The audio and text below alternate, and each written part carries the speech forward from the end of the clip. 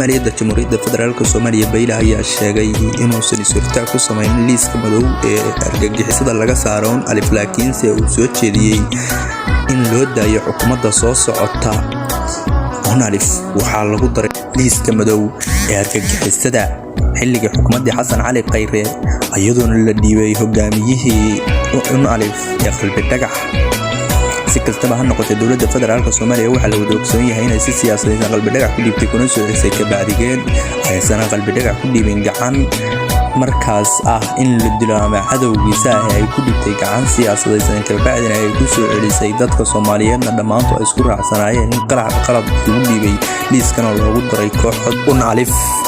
si kasteeto ay noqotaba beel dahab maanta waxaa galay Maxamed Xuseen Roble oo Xasan Cali Khayre iyo farmaajo ay saayaan maalinimada maanta Roble ka dhaqdhaqay wixii taariikhday la dhaleecaynayay maantana asaga loo saabato kasta uu isugu dayay Maxamed Cabdullaahi Farmaajo inuu u dhayo arrintan madaxweynaha Jamhuuriyadda Federaalka haddana Maxamed Xuseen Roble iyo golihiisa wasiiradu ayaa maanta ka dul shaqeeyay oo ka hoos qaaday arrintii uu inta soo tabaala dhaqayay.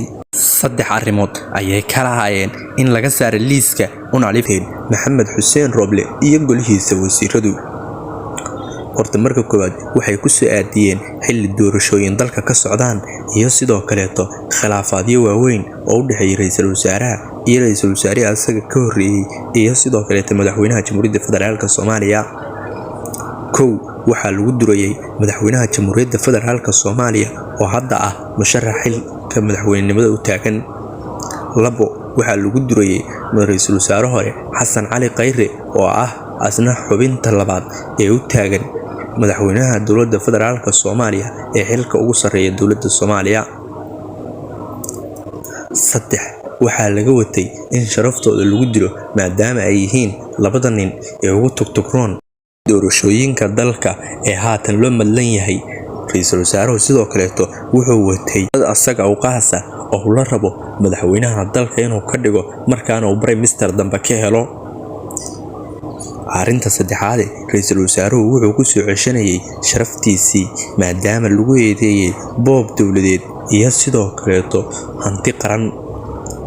asaga iyo golihiisa wasiiradaba waxaa lagu eedeeyay inay boomeen dhul dawladeed iyo sidoo kale lacago dawladeed markaana maalmihii u dambeeyay dhaleecooyin ayaa dusha ka saarnaa.